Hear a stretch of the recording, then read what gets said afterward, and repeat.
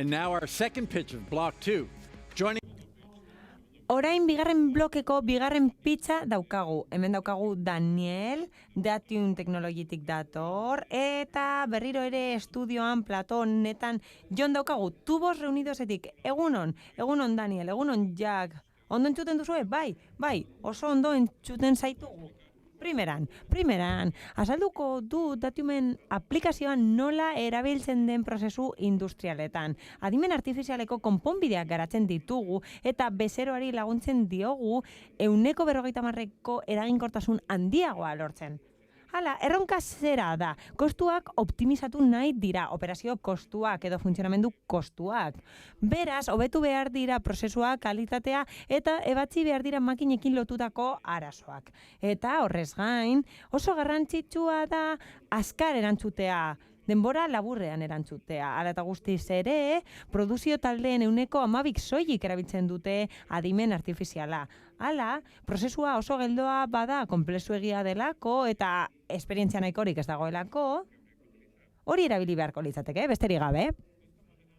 Horrela,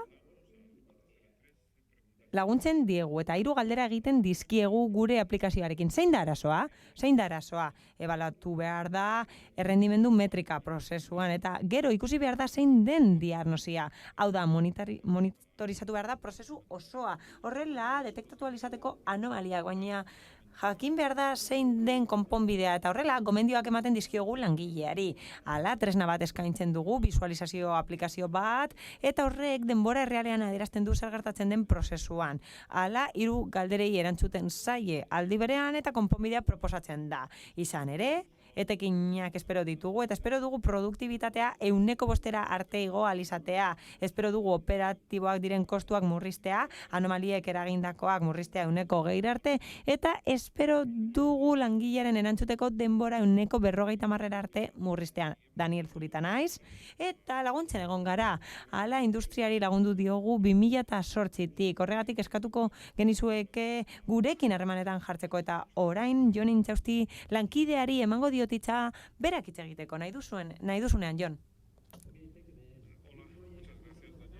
Eskerrik asko, Daniel, egunon berriro ere. Hala, proiektu hau beste adibide bat da. Eta horrek erakusten du Tubos Reunidosen konpromisoa 4.0 industriarekin. Kasu honetan gustatuko litzaidake azaltzea zein den Eszenia proiektua. Hori garatzen ari gara Datiumekin adimen artifiziala txertatzeko. Eta zer egin behar dugu? Identifikatu behar ditugu defektuak. Horiek agertzen dira produkzioan, fabrikazioan, eta oso zaila da askotan defektuen kausa zehaztea.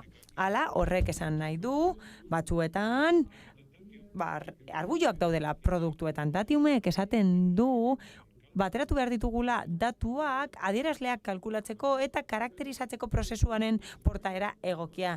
Eta gero adimen artifizialean oinarritutako ereduak garatzea. Horiek aukera ematen digutelako prozesuaren aldagaiak lotzeko eta salbuespenak ezagutzeko. Oraindik ez da proiektu amaitu eta espero dugu laster amaitzea.